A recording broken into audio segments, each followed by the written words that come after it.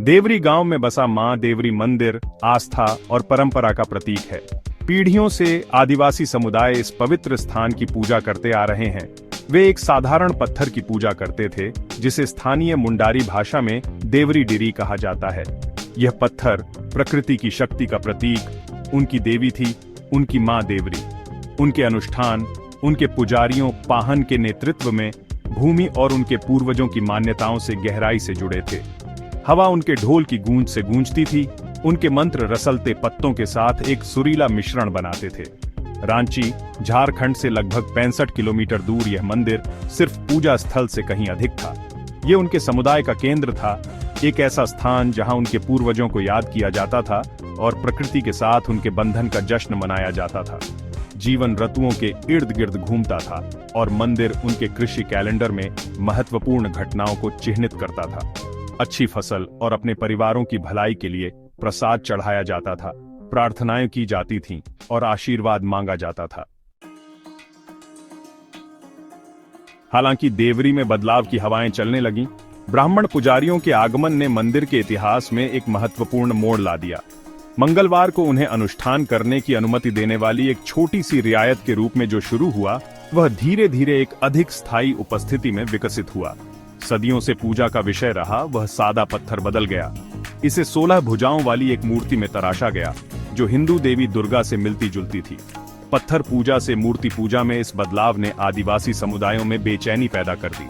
उनके पारंपरिक अनुष्ठान, जो कभी मंदिर में आस्था की एकमात्र अभिव्यक्ति थे, अब उन प्रथाओं के साथ साझा किए जा रहे थे जो उनके लिए अपरिचित थीं। पाहन, जो उनकी परंपराओं के संरक्षक थे, ने अपनी भूमिका कम होती देखी। समुदाय के भीतर एक बेदखली की भावना पैदा होने लगी। हाल के वर्षों में स्थिति और बिगड़ गई, जब आदिवासी और हिंदू दोनों समुदायों ने मंदिर पर दावा ठोक दिया। आदिवासी समुदाय भूमि से अपने पैतृक संबंधों की ओर इशारा करते हैं, यह दावा करते हुए कि यह भारतीय संविधान की अनुसूची V के अंतर्गत आता है, जो गैर आदिवासियों द्वारा स्वामित्व को प्रतिबंधित करता है। उनका तर्क है कि मंदिर अनादिकाल से उनका था। उनका दावा देवरी डिरी नाम से ही पुष्ट होता है, जो एक पत्थर देवता का प्रतीक है।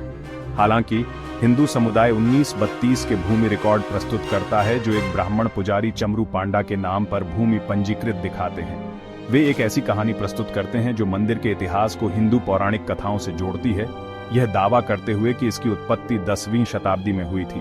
16 भुजाओं वाली मूर्ति की उपस्थिति से उनका दावा और मजबूत होता है, जिसे वे दुर्गा के रूप में पहचानते हैं, जो हिंदू देवताओं में एक प्रमुख देवी हैं।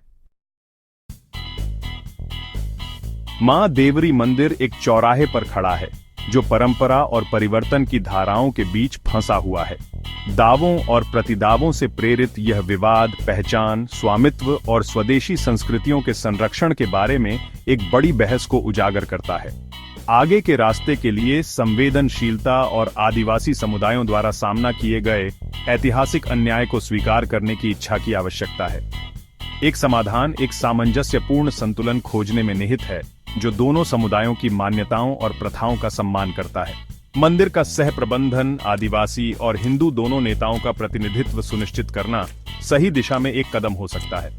यह न केवल मंदिर की पवित्रता को बनाए रखेगा, बल्कि समुदायों के बीच साझा स्वामित्व और समझ की भावना को भी बढ़ावा देगा। मां देवरी मंदिर पीढ़ियों से आस्था का प्रतीक, एकता का प्रतीक होना चाहिए, जहां विविध मान्यताएं शांतिपूर्वक सह अस्तित्व में रह सकें।